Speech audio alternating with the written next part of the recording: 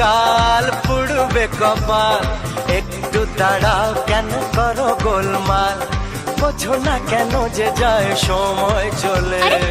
এসেছি বাড়িতে আমি কিছু না বলে, টিক টিক টিক টিক ঘড়ির সাথে সাথে তাল মিলিয়ে এই তো এলে, তবে কেন এখনই যাবে চলে?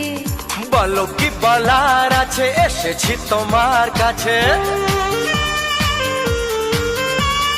বলো কি বলার আছে, এসেছি তোমার কাছে, বোঝো না কেন যে যায় সময় চলে।